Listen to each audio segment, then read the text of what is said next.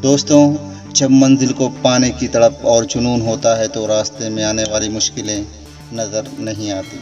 आज की कहानी कुछ ऐसी ही है, तो चलिए शुरू करते हैं। बहुत पहले की बात है। एक गांव था। उस गांव में एक मुखिया जी रहते थे। एक बार उन्होंने गांव वालों को अपने पास बुलाया और उनसे कहा कि क्यों ना हम अपने गांव में एक रेस कराएं। जो रेस जीतेगा उसे 10,000 रुपये का इनाम दिया जाएगा। इस तरह हम सबका एंटरटेनमेंट भी हो जाएगा। सारे लोगों ने मुखिया जी की बात से इत्तेफाक किया और बोले, बिल्कुल आप सही कह रहे हैं, हम सब आपके साथ हैं। खैर, रेस का दिन आ पहुंचा। चारों तरफ भीड़ ही भीड़ थी। आसपास के गांव वाले भी उस रेस में हिस्सा लेने के लिए आ पहुंचे थे। रेस की शर्त के मुताबिक जो मंदिर वाले बरगद के पेड़ को पहले जाकर छू लेगा वही उस रेस का विनर होगा, जिसकी दूरी 5 किलोमीटर थी। उस रेस में लगभग 40 से 50 लोग हिस्सा ले रहे थे। खैर, सीटी बजाई गई और सारे लोगों ने तेजी से दौड़ना शुरू किया।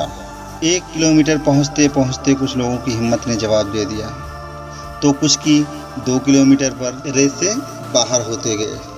किसी ने भी 5 किलोमीटर की रेस नहीं दौड़ पाई, सिवाय एक शख्स के। जानते हैं वो विनर कौन था? वो कोई नौजवान शख्स नहीं था या कोई बच्चा भी नहीं था, बल्कि एक 60 साल का बूढ़ा आदमी था। लोगों को बहुत हैरानी हुई, आखिर इस बूढ़े आदमी ने रेस कैसे जीत ली। किसी और गांव की बात होती तो शायद वो मानने को तैयार भी नहीं होते, मगर ये तो सबकी आंखों के सामने हुआ था। यही बात लोगों के मन में सवालिया निशान बनकर खड़ी थी। लोगों ने बूढ़े आदमी से पूछा कि आखिर चचा, आपने ये कैसे कर दिखाया? बूढ़े शख्स ने अपनी कहानी बताते हुए कहा, आप लोग तो मेरे बारे में अच्छी तरह जानते हैं। मेरी 4 बेटियां थीं। 3 बेटियों की शादी करने में मैंने सारी ज़मीनें बेच दी। एक घर ही बचा था, वो चौथी बेटी की शादी करने में मैंने गिरवी रख दिया था। अगर मैं ये रेस ना जीतता तो इसी साल मेरा घर भी मुझसे छिन जाता। और सबसे बड़ी बात ये थी कि इसके अलावा मेरे पास कोई दूसरा ऑप्शन भी नहीं था। अगर मैं ये रेस हार जाता तो शायद ज़िंदगी भी हार जाता।